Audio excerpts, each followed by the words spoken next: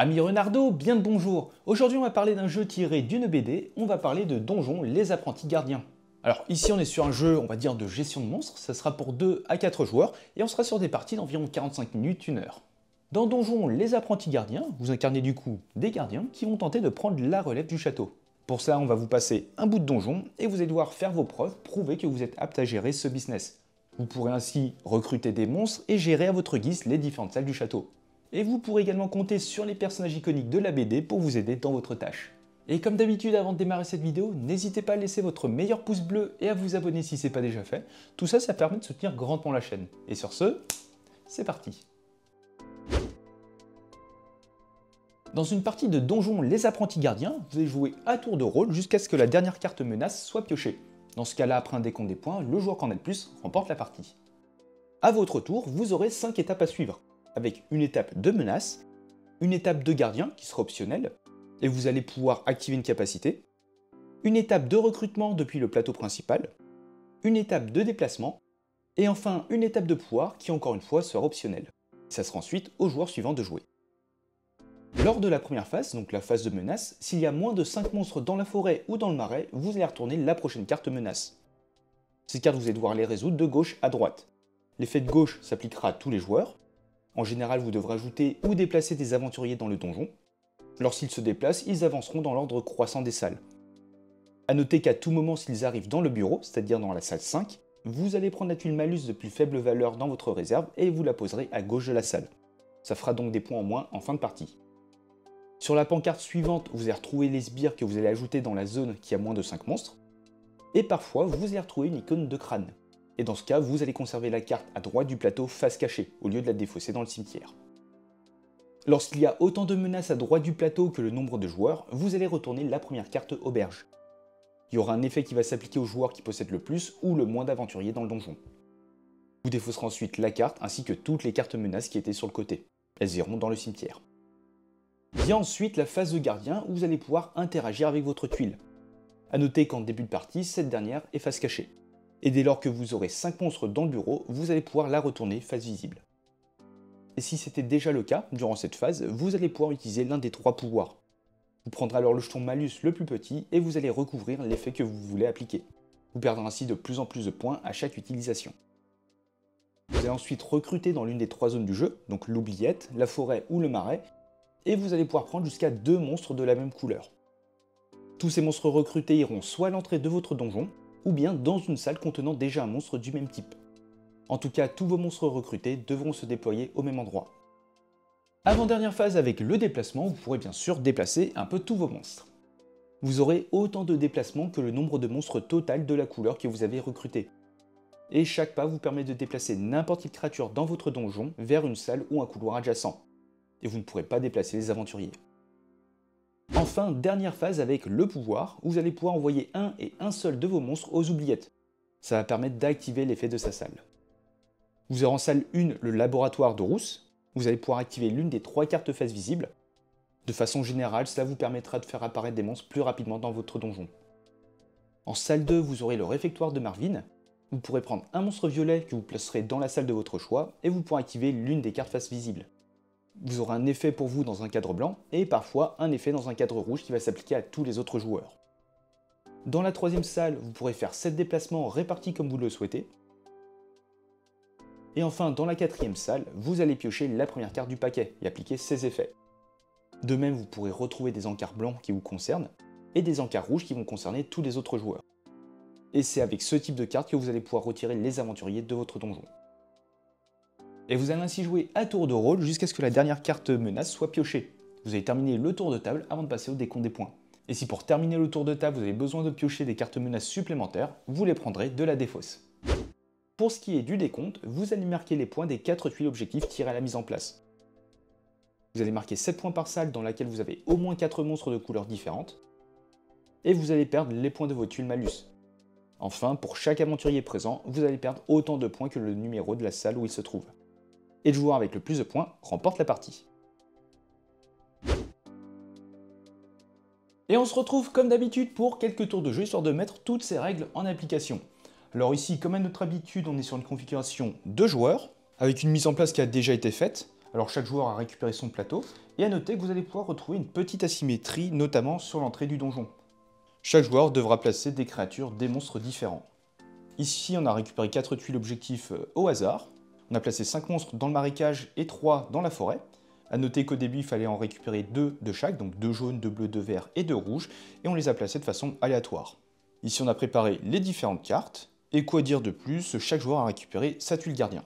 Et sans plus attendre, on va démarrer notre premier tour avec le premier joueur, ici à ma gauche. On débute donc avec une phase de menace, où on va vérifier si l'une des zones possède moins de 5 monstres, et c'est le cas dans la forêt. Il va donc récupérer, enfin piocher, la première carte menace. Ici, les aventuriers, l'aventurier dans la salle la plus basse va progresser d'un cran. Donc chaque joueur commence avec un aventurier dans la première salle. Et ils vont monter dans la deuxième salle. Ensuite, on va placer un rouge et un jaune dans l'emplacement dans la zone où ils possèdent 3 monstres. Et enfin, ici, on voit qu'il y a un symbole de crâne. On va donc placer cette carte. Hop, on va décaler ça. À droite du plateau. On passe ensuite à la phase de gardien, mais étant donné que la tuile de ce type est face cachée, on va sauter cette étape et on va ensuite passer à la phase de recrutement. Ici, le premier joueur va décider de récupérer ces 2 petits monstres rouges. Il a 3 monstres rouges, il va donc pouvoir faire un déplacement de 3. Donc déplacement qui est donc la 4e phase. Et il va décider de faire ceci. 1, 2 et 3. Et enfin, pour terminer, il a la possibilité, s'il le souhaite, de sacrifier l'un de ces monstres qui se trouve dans une salle pour effectuer le pouvoir de celle-ci. Il va sacrifier son petit squelette, qui va directement se rendre aux oubliettes, et va pouvoir faire un déplacement de 7. Donc par exemple, 1, 2, 3, 4, 5, 6 et 7. Et on passe à présent au tour du deuxième joueur. Donc rebelote, phase de menace. Ici, il y a 3 monstres, on va donc piocher une carte. Et chaque joueur va rajouter un aventurier dans la première salle. Un aventurier ici et un ici. Alors rapidement avant de continuer, on peut passer en revue les différents objectifs. Ici, vous allez gagner 4 points pour chaque couloir possédant au moins un vampire, donc les monstres en bleu. Avec l'objectif jaune, vous allez gagner 4 points par salle avec au moins une araignée et un dragon. Ici, 4 points par paire de monstres rouges. Et enfin, ici, en fonction du nombre de dragons qui se trouvent sur les trésors de vos différentes salles, vous allez gagner un certain nombre de points. Donc si vous en avez 0 ou 1, vous allez perdre des points. Et à partir de 2, vous allez potentiellement gagner des points. On continue donc avec un monstre rouge et un monstre vert qu'il va falloir placer dans le marécage. Et ici, encore une fois, on a un squelette, on a un crâne. Il y a autant de cartes que le nombre de joueurs. On va donc piocher la première carte, auberge. Et on va défausser le reste. Ici, le ou les joueurs avec le plus d'aventuriers, donc les 2 joueurs sont concernés. On va prendre l'aventurier qui se trouve dans la salle de plus faible valeur et il va progresser de 3 cases. Donc 1, 2, 3, 1, 2, 3. Aux mazettes. Ensuite, phase de gardien, il ne fait pas, il va recruter. Et il va prendre ces 2 petits monstres jaunes. Et il va ensuite pouvoir faire ses 3 de déplacement, car 3 monstres jaunes. Donc à faire 1, 2, oups, et 3. Ici, il va sacrifier le squelette. Et il va donc pouvoir récupérer l'une des 3 cartes face visible. Il va décider de récupérer cette carte pour prendre 2 monstres des oubliettes qu'il va placer à l'entrée de son donjon. Et on recomplète la rivière. De nouveau au tour du premier joueur. Donc ici, rebelote, il y a 3 monstres, donc on va piocher une carte menace. Et on va encore une fois rajouter un aventurier dans la première salle. On va rajouter un rouge et un bleu. Et ici, on retrouve une icône de crâne. Le joueur va désormais recruter encore une fois 2 monstres rouges, qui va cette fois-ci positionner à cet endroit-là. Et il va pouvoir effectuer 1, 2, 3, 4, 5 déplacements. Il va faire 1, 2, 3, 4, 5. Il va encore une fois sacrifier un monstre qui se trouve dans la 3e salle. Et il va effectuer 7 déplacements. Donc 1, 2, 3, 4, 5. Donc voilà, l'objectif ici étant de ramener 5 monstres au bureau, donc dans la salle numéro 5, pour retourner la tuile gardien. Le deuxième joueur va piocher lui aussi une carte menace. On va faire progresser l'aventurier le plus bas d'une salle. Et on va rajouter un vert, hop, et un rouge. Ici, il n'y a pas de crâne, on va donc défausser la carte. Ensuite, phase de recrutement avec ces deux dragons. Et il va donc pouvoir progresser de faire 3 déplacements. Il va faire ceci. 1, 2, 3. Non, il ne va pas faire ceci. Donc il va faire 1, 2, 3. Il va décider de sacrifier son araignée. Et il va donc pouvoir récupérer, alors tout d'abord, un petit blob violet qu'il va placer à ce niveau-là. Et il va décider de récupérer cette carte. Donc il va pouvoir supprimer un aventurier où se trouve un petit blob, enfin là où il a placé son blob. Donc l'aventurier est défaussé. Et ici on a un petit cadre rouge qui va donc affecter tous les autres joueurs. Donc chaque autre joueur va rajouter un aventurier dans la première salle. Ensuite la carte est défaussée. Allez, on va désormais effectuer un dernier tour. Donc ici encore une fois, menace. Hop. On va rajouter un aventurier dans chacune des salles de chaque joueur, donc chacune des salles numéro 1. On va rajouter un vert et un jaune. Et ici, on a un crâne. 2 crânes, synonyme de carte auberge piochée. Alors, le joueur qui a le moins d'aventuriers, donc ici, je crois qu'on est à 3 versus beaucoup trop, 5. Donc le joueur qui a le moins d'aventuriers va pouvoir faire 5 déplacements. Et à noter qu'ici, on n'a pas recomplété la rivière. 5 déplacements, donc on va faire 1, 2, 3, 4 et 5. Phase de gardien, on oublie et on repasse au recrutement. Allez, je vais me diversifier, je vais prendre les 2 dragons verts que je vais forcément devoir placer à l'entrée. Donc 2 déplacements où je vais effectuer ceci. 1, 2. Je vais ensuite sacrifier l'un de mes personnages, donc le vampire, pour activer ce pouvoir. Je vais prendre un petit monstre violet que je vais placer dans la salle numéro 5 et je vais récupérer cette carte. Je vais donc placer un squelette là où j'ai placé mon blob.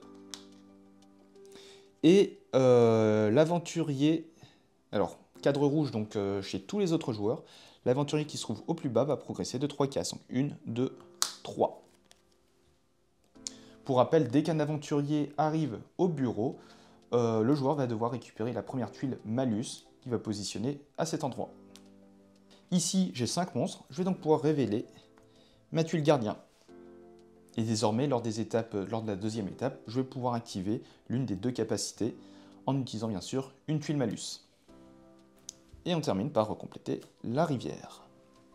Enfin, le deuxième joueur va encore une fois récupérer une carte menace. On va rajouter un aventurier, hop, hop, un monstre rouge et un monstre jaune. Et ici, on a un crâne. Je vais récupérer 2 monstres rouges que je vais placer à ce niveau-là. J'ai donc 3 de déplacement. Et je vais donc faire 1, 2, 3.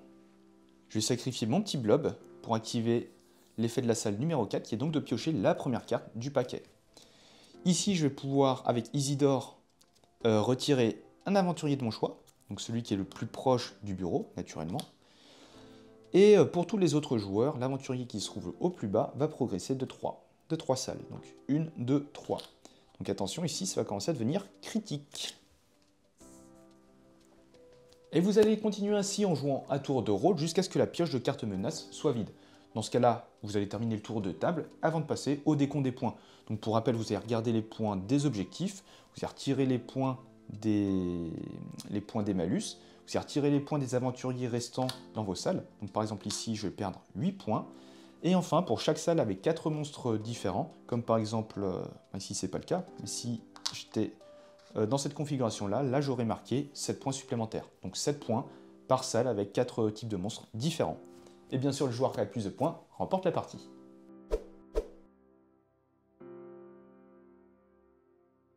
Et voilà, c'est la fin de cette vidéo. Un grand merci à vous de l'avoir regardé jusqu'au bout. Si le jeu vous a plu et que vous souhaitez soutenir la chaîne, n'hésitez pas à utiliser le lien qui est en description. Et comme d'habitude, vous pouvez très bien laisser un petit pouce bleu, commenter et vous abonner, ça fait toujours plaisir. Et sur ce, on se retrouve dans une prochaine vidéo.